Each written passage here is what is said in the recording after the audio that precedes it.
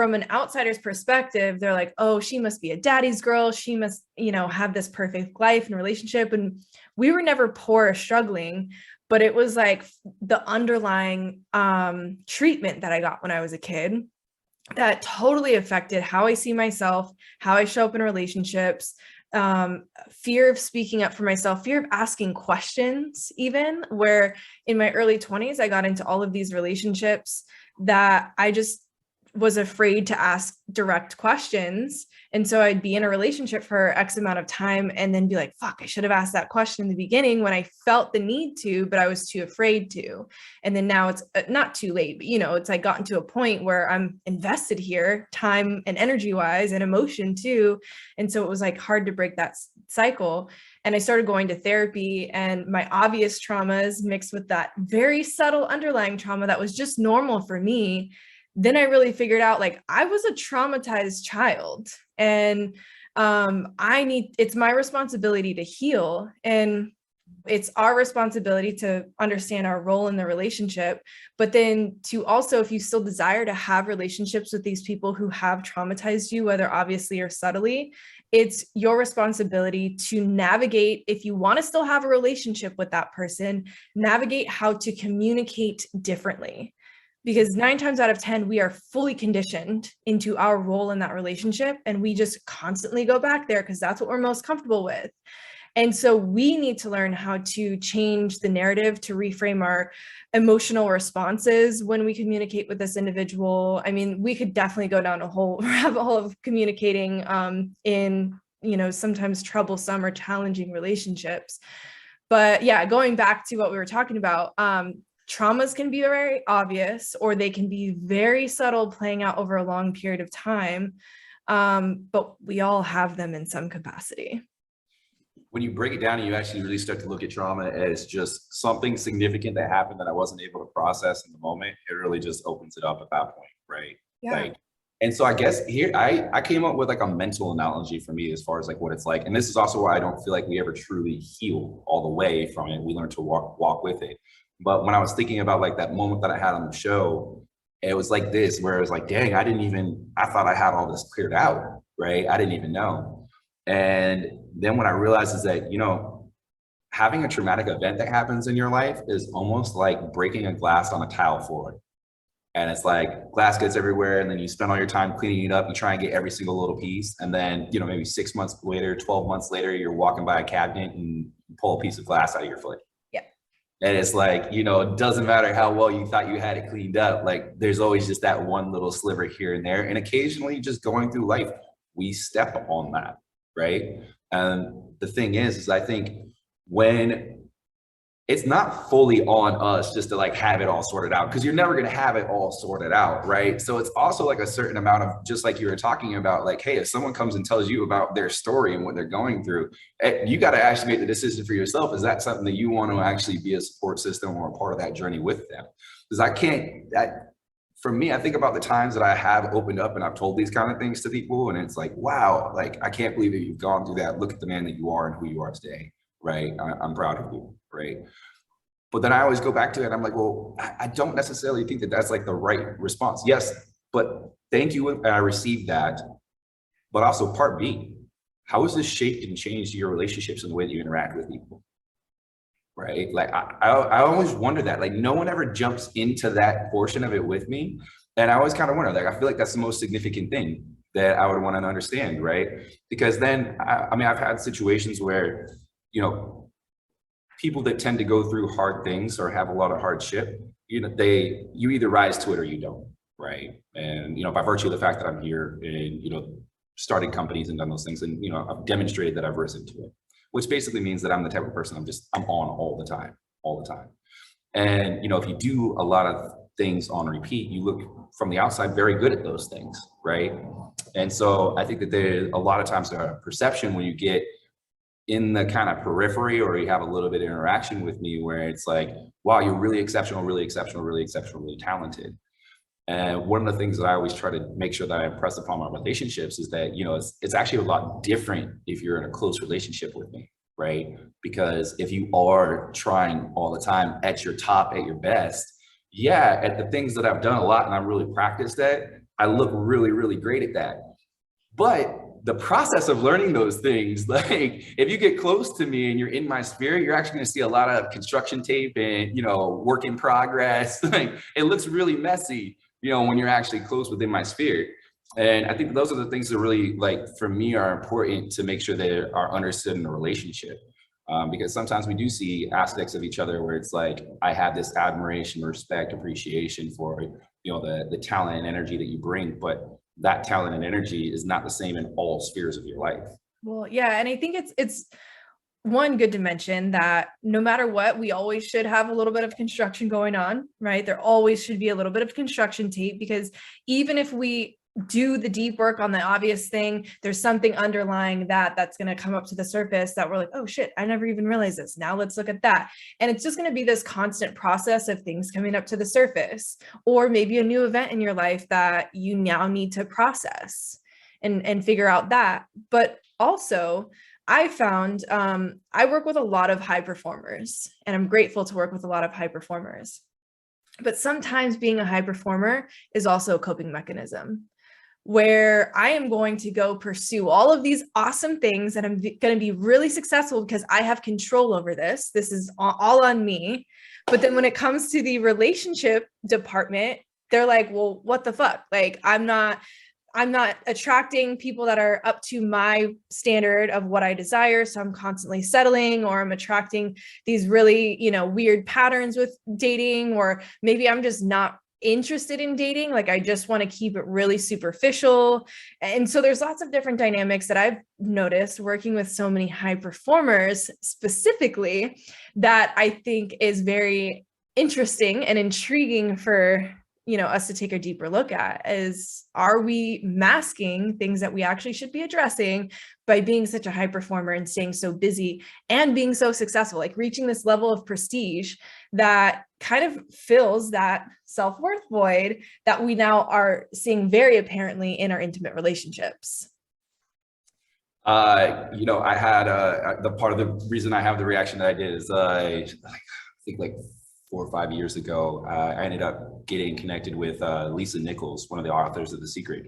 And so I ended up having a one-on-one session with her, and she was asking about my life. And at that point, I'm like hardcore in on my first company. And we had talked about kind of the relationship and dynamics that I had with communication with my sisters, and it not being as strong as it could have been. And I remember her saying to me, she goes, do you think that the reason that you excel in business is because that's an area where you actually do have some level of certainty and control, and these other areas where you don't, this is why you're putting your energy into that? And I just had to sit there and pause with that, because I was like, you know what, there's so much truth in that. You know, the reality is that all of us are trying to limit the amount of uncertainty in our life and increase the amount of certainty. And relationships are difficult, right? Because like, you never know what's going on in somebody else's head. You have to rely on them to be able to know it and communicate it to you. You know, if you guys are having issues, you can't figure that issue out by yourself. You have to do it with that person. Like, you know, relationships are very, very messy. And so then you look at that and you say, well, man, I can put my energy there, or I can put it in this other thing that actually is a lot more tangible, you know, do A, B, and C, you know, equals D. And it makes a lot of sense why we put our energy in those spaces. And especially when you start to talk about the rewards that you get back from it, right? Because if you do that and you do it very well, actually, you know, the dating part of your life becomes much easier anyways, right? Because of course, who doesn't want to be with a high performer who's excelling at the things that they do and they put their energy into? But at the same time, that achievement almost becomes a self-defense mechanism, right? And it's actually a really powerful self-defense mechanism, because in the eyes of society and culture, it's not a negative thing. It's actually a positive thing for you to be doing that and going out and participating and, you know, creating an economy, right? And so it's a very attractive feature that people have. But it is also something that gives you the ability to disengage from a relationship at any point, right? Because really my relationships with the accolades and achievement that I have in this section of my life, not that one. Yeah. And it could also put you into the constant need for success, meaning like there's there's something you're always going after achieving. And then once you achieve it, now you're on to the next thing. And so if you're that type of person, kind of like looking at how that's manifesting outside of relationships and what does that dynamic look like for you? And then is that kind of bleeding over into your relationships? And what does that dynamic look like for you?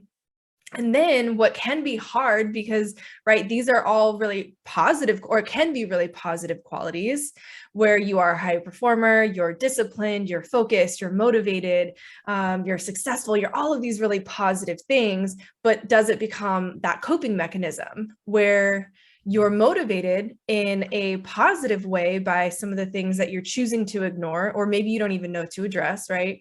But now, how is that also possibly negatively affecting your life or your relationships? And so it's so interesting how trauma can really affect us in very negative ways and also very positive ways. It's such a mind fuck, right? Like, it's like damned if you do, damned if you don't. You don't. Yeah, well, I think, a lot of it comes down to these conversations, not only with the people in our lives, but the conversations that we have with ourselves. Mm-hmm. So one of the things that I've been able to do to help not fall into that trap that we're talking about is that I actually don't orient myself to outcomes. I orient myself to the growth and understanding, right? And so if I always orient myself to growth and understanding, like, one, in business, that changes a lot of things that I'll do, right? Because if you're always chasing success and achievement, you might actually make short-term decisions in your business so that you can get that win, right? Yeah. I have a client who is very focused on just having a relationship. And we've been working together for like a year and a half now. And it's just the same pattern that she knows it. She's very aware of this pattern, but she's choosing not to interrupt that pattern. And I've equipped her with the tools and all of these things, but she's so focused on, I just want to be married, I just want to be in a relationship, that she's willing to settle for way less than what she deserves and stay in a relationship with someone that she doesn't even like for way longer than she should, just because of the title of relationship. And so that's how some of these things can manifest, where you're so hyper focused on just this one achievement that you're willing to set aside all of these other things that are actually very hurtful and cause a lot more damage than some people are willing to accept, just for this one little achievement, this little blip on a map of all of these other things that are equally, maybe even more important than that one little achievement. Mm-hmm.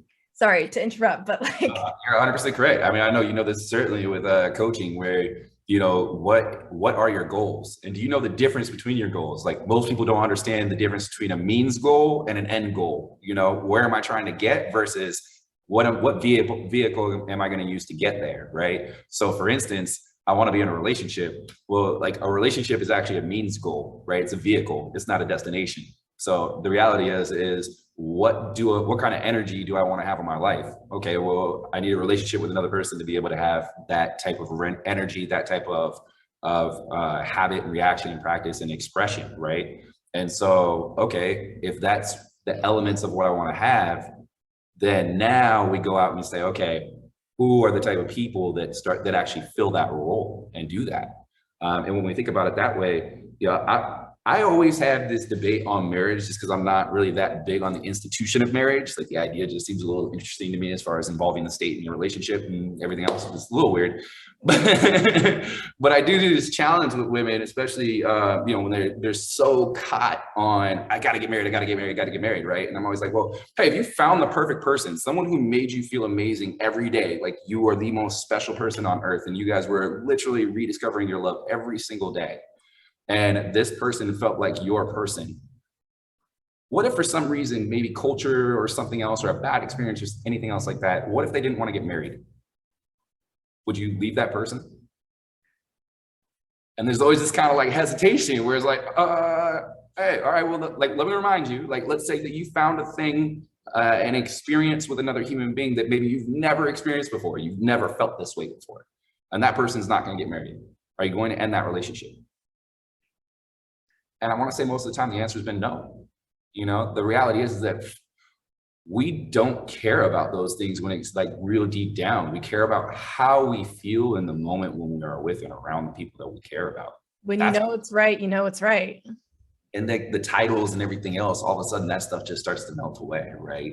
And like, those titles, they never signify that you got something. Because on the flip side, I always tell people, if you really just want to get married, like, you could get married this year. There is someone that will marry you, you know? And I've had the blessing of being able to date some very amazing women. And I'm like, yo, I know for sure we could get you a proposal in the next like 90 days if you really wanted it, right? If that's what you're really going for, you could get that. And it's like, well, no, that's not what I'm actually looking for. And you're right, because that was just a means, right? What you were really looking for is this dedicated relationship with a human being that sees your spirit and sees you trying to bring things to life and sees you struggle and sees you successful and sees you fall and just comforts you and just listens to you, right? That's what we really want. You know, we don't necessarily need to have all those other things associated with it. That's just what culture told us that we needed to get. But we don't need that any more than you need a white picket fence in the house in order to be happy and successful. Yeah, I mean, and that's definitely something that I share a lot with clients who are really focused on healing relationships. I am not a relationship coach, but I do have a lot of clients that I help in that department. And I always tell them to look at two things, external and internal. When you're looking at the external, you're looking at the things about the relationship that you want to feel. So intrinsic or non-tangible characteristics, the things that are going to make you feel, right? And so that's how we go internal. So you're not looking for voids to be filled. You're not looking for, well, I don't feel this, so I want my relationship to fill that void. You're looking for things that you're already feeling within you to be enhanced and mirrored, right? It's just like if you hold a mirror up to the light, the room becomes brighter.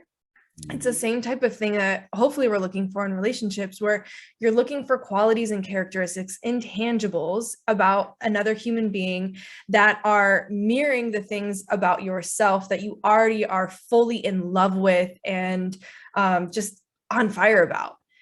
And so it's more about how is this person evoking feelings within me, and it can be safety, security, but without that relationship, you're already feeling these things within yourself. So the relationship isn't doing anything. It's just magnifying what's already there.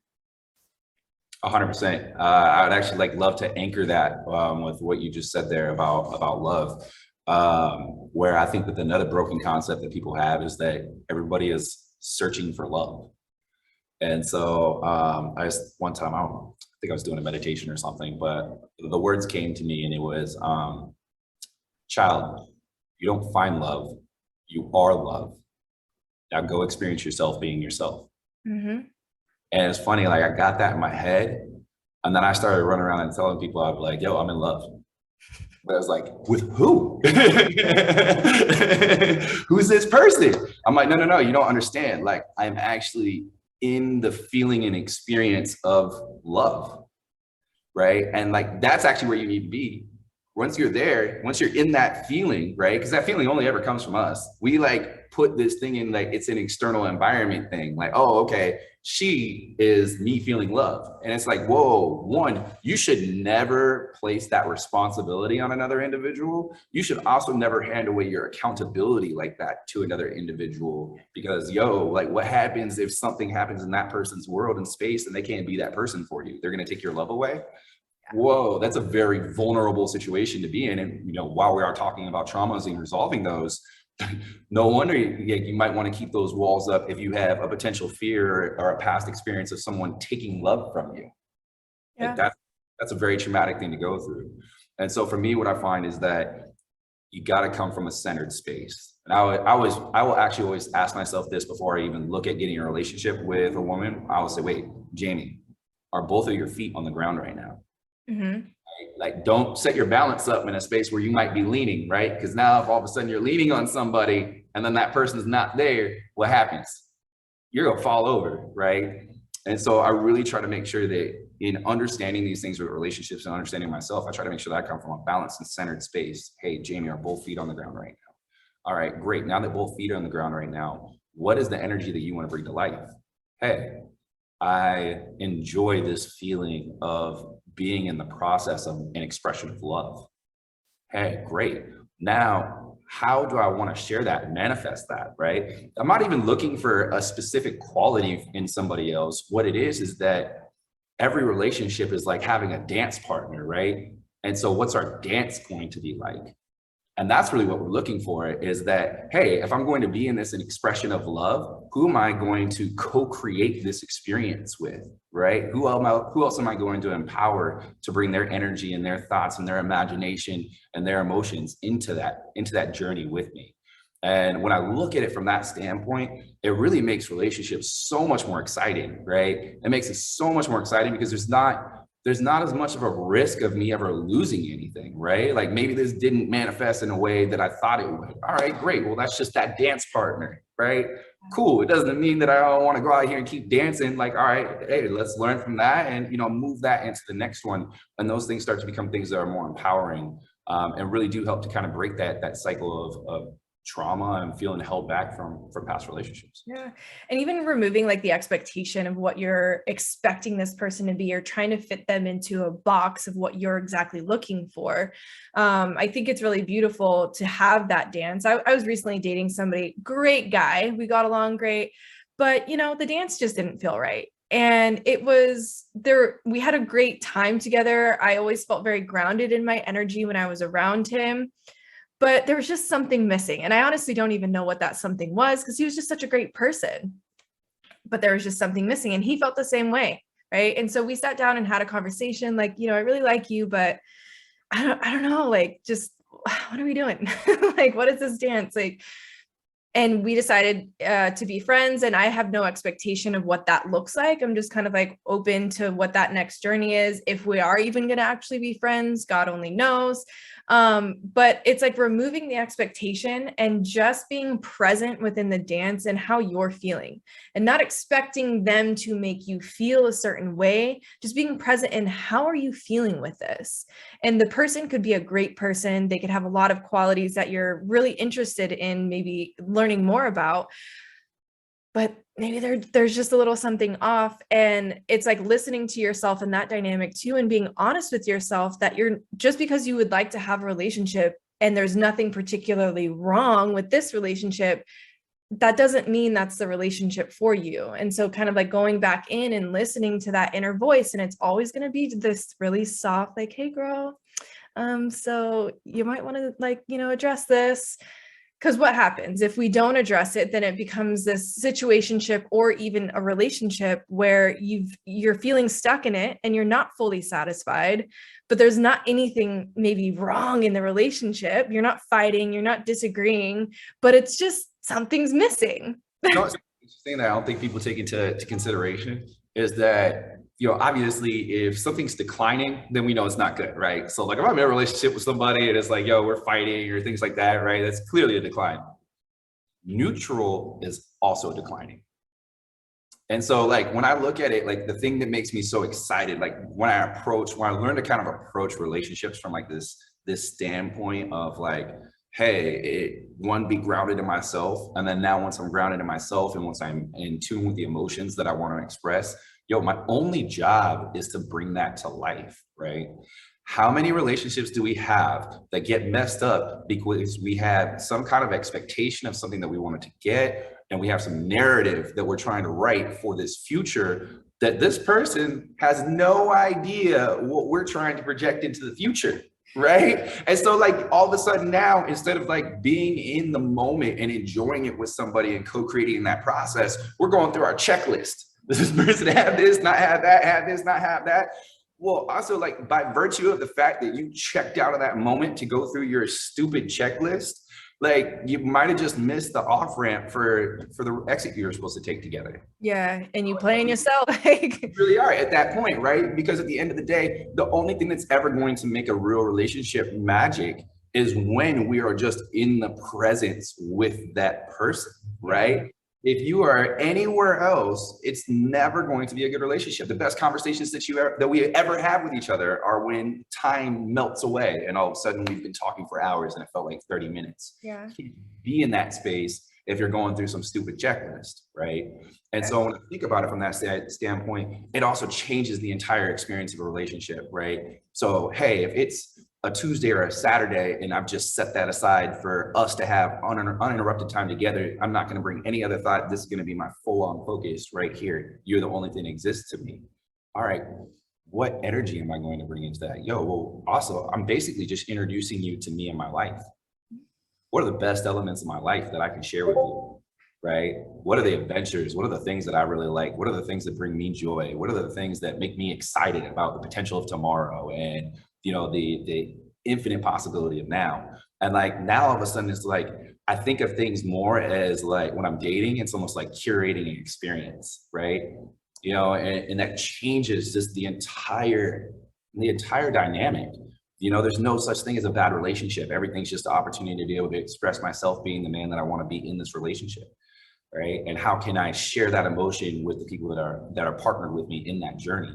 And then from there, I've always found that approach drastically changes the dynamic of the person that I'm seeing too.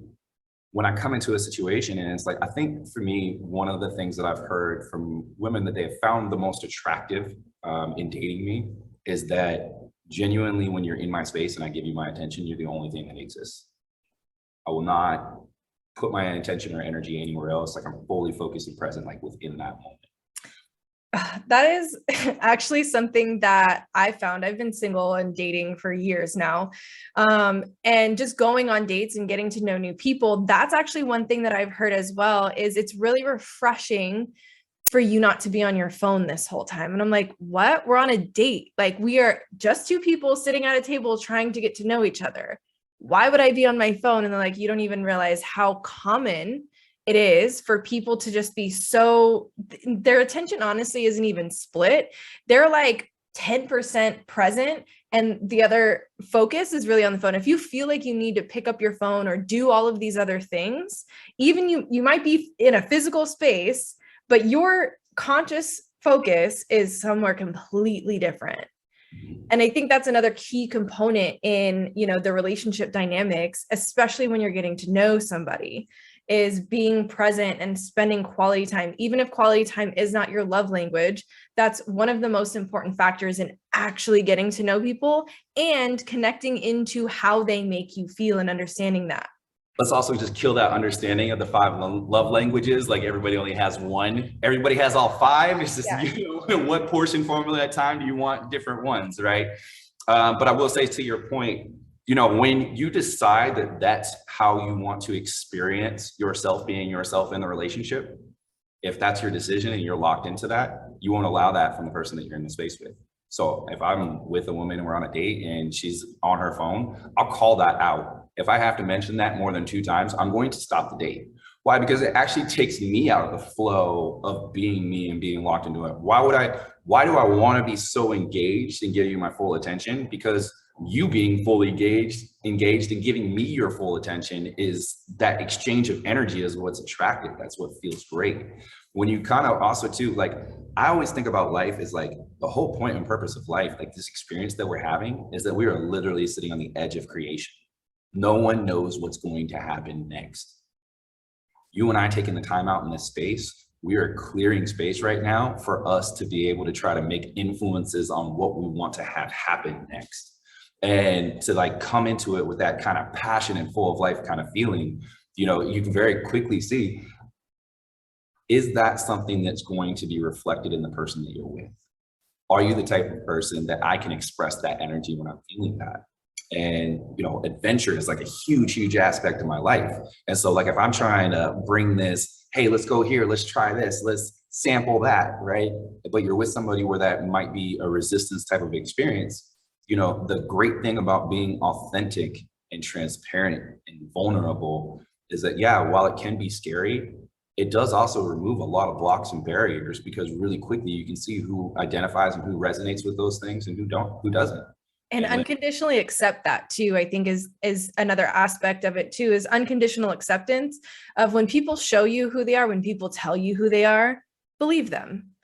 Don't try to fit somebody so heavily into this narrative that you want them to fit into for whatever reasons, right?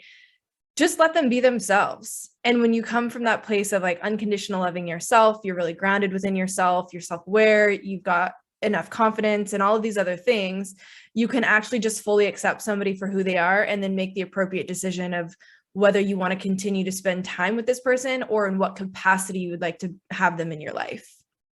I agree with that 100%. I always think that I look at it as more, sometimes people will say like, oh, I got to cut this person out or that, or yeah, I can't have them around. I've always thought of relationships as orbits. And, sometimes certain individuals will have a close orbit with us. Sometimes other individuals have to have a further orbit away, you know? And so I find that people will always sort themselves in your life if you are clear about your expectations and who and how you are. Like just naturally they will. If you are not going to compromise in that, then people have to adjust, right? It's only if we get wishy-washy on things that now all of a sudden, hey, it becomes negotiable and certain people will come through that gate that maybe shouldn't be there. But once you become crystal clear in that and crystal clear in the fact that these are the experiences that I want to have and this is how I want to express and experience those with others, I find that people figure it out quick. I've been in relationships where women will tell me real quick, like, yo, this isn't me. I love this energy that you have. And hey, you're gonna hop on a flight and you're gonna let the flight attendant pick out whatever country you're gonna go to. It's great, but like, whoa, I gotta plan this out. Like, can I get 3 months? No, I'm sorry, my mind doesn't work that way. Like, that's not a good fit. But those things I think are always so powerful because also I look at it too as time is precious. And I would never want to be in a woman's life and take the distract her in a way that maybe the right person for her might get missed. And so if I'm not that, like the goal is for us to find that out as soon as possible because your person's out there. Like I have no doubt that you're not going to go through this life unclaimed. Right? Like you are going, by the end of your story, you are going to be claimed by the person that is meant to be with you. Right? And if that's not me, then let's make sure that I'm not in the way so that you can find that. And if you're not that for me, then let's make sure that you're not in the way so that, hey, because life goes so fast. If I'm looking over here and, my opportunity is right here, I can miss it. I love that. That's so beautiful. Absolutely beautiful. And, I would like to kind of extend off of that by, you've probably seen the meme, like, I never want to be crazy in love again. I want to be clear and grounded and all of these just, I would say kind of like mellower feelings. But how often have we just gotten so excited in the very beginning of a relationship and then we rush into essentially an instant relationship because we have so much chemistry with somebody right away. And we fail to look past more of like the superficial feelings that they provoke in us to then be in this relationship for however long. And then you're like, damn, if I would have just taken my time and slowed way down and been more patient and kind of like gentle in my approach into getting into this, I would have seen very early on that maybe this person's better off as a friend, or maybe this person would be better off with this other person in my life. Right. And it's like, how many times have we done that? I know I have. I've done it a lot. But I will say that, like not every relationship's meant to be marriage, kids, and, we grow old in a bed together, Yeah. Like that's not every relationship, right? And, kind of even back to what I was saying before, if you're gonna love who you are, you have to love every part of your story that got you here. Like we need those passionate flings, right? And all of that too is a part of that lesson of being a good partner, a good lover, right? Like when I show up and if I'm charming and, I make you feel special, like I've had practice in these other relationships and experiencing myself being that person and doing those things. And because I've had that experience is why I'm able to bring that to this relationship.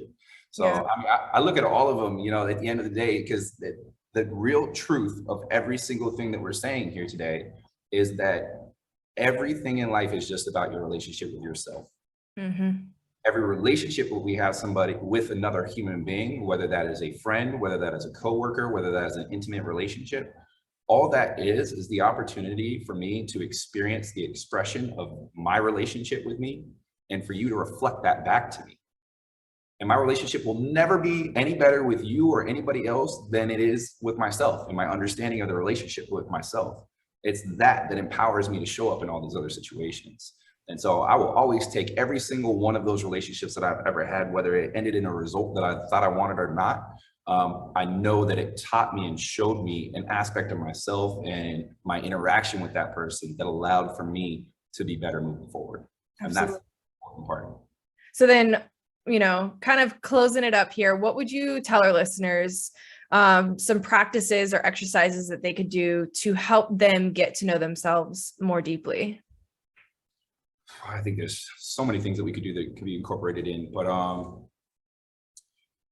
I think gratitude is a really big one. Finding ways to incorporate gratitude, especially if we do have things that we've gone through that hurt us, that may have been traumatic, or whatever our life sufferings have been. I think that being able to go through those moments and find gratitude in them. I remember I heard an interview with Anderson Cooper and Stephen Colbert. And Anderson Cooper had lost his mom. Stephen Colbert lost his whole family, his father and brothers, in a plane accident. And he was talking about how there's something in your spirit that has to heal when you go through that, but that you also need to get to a certain level of acceptance with it. Like, of course, those are not things that you would want to have happen, but at the same time, what curses of God are not gifts? And so you have to learn to love that thing that happened in your life that you had most wish hadn't happened. And when you can form that relationship with those type of experiences, it just releases you from having to carry that and opens up the capacity to be able to experience so much more joy and positivity and light than if we had sat there and held on to it. And so I think that some of my biggest lessons have really come from, one, being able to go through these experiences and then revisit them and figure out the ways that they have empowered me, made me a better human, made me more understanding, empathetic, compassionate, and those things that are things that will serve me always. I think the next part is being open and transparent with your story. The reality is that the most powerful thing that any of us can do is claim our story. And I think that so often we don't do that. And to go back and be able to claim your story in a way that is empowering to you, regardless of whatever happened, to be able to have that as a thing that, no matter what, even if it was the worst possible thing, you went through it. You're here today, so you survived it. You've had some levels of success and achievement since that happened, so you're still fantastic. Let's talk about the elements of that that have happened that have made you the person that you are, the one that we're going to celebrate, and the one that we love, and the one that we're going to cheer on. So I think that that's a really huge aspect. And I think from there, the other part is really just making sure, compassion, empathy, and kindness. Those are the three biggest things that I find it just matters so much. You just never know how extending compassion to somebody else going through their life experience can change their entire energy. You never know what the relationship that somebody has with what experience it is that they've gone through. And we really discount how impactful we are with one another, how a simple word can change somebody's entire energy state and entire emotional state. And I think that if we did a little bit better of a job recognizing that we actually do have that impact on people, that we do have that power on people, I would hope that we would turn around and use that power responsibly. I think that compassion, empathy, kindness, finding ways to bring those to life and doing it the right way, in that the time that you use compassion, the time that you use kindness, when you use empathy, you use it when you are not receiving it from another human being. When someone is being unkind to you, that is when you bring kindness to life. When someone is not being compassionate, that's when you show them compassion. And I think that that's so important, because I've used the analogy of you can take pollution and littering, for example, and people will say, the problem with the planet is that people litter, right? And I'm like, no, not at all. The reality is that there are far more people that don't litter than do litter. The problem is that you walk by trash on the street, and instead of picking it up, you just say, hey, people litter. Exercising that responsibility to be a part of positive contribution, even if it's small. I think those are really the three biggest aspects for me. Wow, I love that. And honestly, I couldn't agree more. Those are definitely all things that I'm a huge advocate for, especially navigating relationships. When you're challenged to exercise those three core principles, that's when it matters the most. And that's when you're going to have the most impactful change of creating a difference in people's lives. And that doesn't necessarily mean you have to set aside those non-negotiables and the things that are really important to you, because you can still stand really firm and strong in those things. but you still can extend compassion, empathy, and kindness to somebody else to maybe get them back into a place of like, oh, I don't need to react this way. I don't need to speak or show up in this manner. Or maybe I need to do something more to benefit myself more deeply, which will have a greater impact on all of my other relationships. And that's about creating that ripple effect, which my listeners hear me talk about all the time. But those little things, challenging yourself to exercise those core values, especially when it's the hardest time to do so, is really what's going to make the biggest difference when you are creating that ripple effect and change with the dynamic of relationships. I agree 100%. You know, if you want to get out of that cycle of being triggered, that's actually the fastest way to do it, right? If you go straight to compassion and empathy, right, it automatically takes me out of that anchor of my trigger. Now it's like, hey, the compassion, wait, did this other person even mean to do this? Are they even aware of the fact that they triggered me in this way? So I would definitely say that, and, you know, final one too, just add a quick bonus on there that I think is also just incredibly important: forgiveness. Oh yeah, for sure. Forgiveness for yourself, forgiveness for your partner. You know, we think when we get close to people that all of a sudden they know and understand us. And the reality is like, no, you know, we don't even fully know and understand us. So of course we can't expect the person that we're in a relationship to know all those intricacies and details too. So, you know, having that compassion for the fact that they'll never totally completely understand us, that we'll never completely totally understand them, and that it really is an everyday thing. You know, every day we're making a commitment to be in this relationship again. And, you know, back to that, hey, being on the edge of life and creation, you know, and having relationships that are magical and impactful and just like fill you with so much life is like every time I go out on a date, I treat it like it's the first and the last time. You know, and I think that holding on to something like that has been so powerful for me, and being able to have really solid relationships, and have great experiences and learn from them. Absolutely. Well, Jamie, this has been an amazing conversation, and I'm sure that you're going to be back here again, hopefully very soon. I just love talking about this type of thing because it's not only equally beneficial for ourselves, but it does create that ripple effect like we just talked about.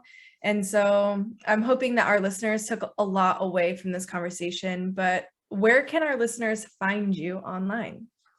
You know, traditional social media, Jamie Skaar, JAMIE SKAAR 24, on IG. That's actually the main platform that I'm on, but also you can look up my company Sanctuary, right there listed in my bio, which actually a great opportunity for Sanctuary. I would definitely look at that. So Sanctuary, we modify indoor environments with AI to optimize them for health and well-being. So it's literally like, hey, how do you change the entire indoor environment to make sure that we have the most energy, low stress, that we're not breathing in chemicals and pollutants and things like that. But one of the things that's really cool on the IG page is that if you click on the link, you can actually do a quick 7-minute quiz. It's free, but it'll actually aggregate a home health score for you and create a whole personalized home health report, which is just really cool for being able to give people insight about their indoor environment, about, you know, different exposure to things that we have and the impacts of those things. So you can definitely check that out too. Sweet. That's awesome. Well, my love, thank you so much for being here. Until next time. I enjoyed it. Thank you for having me.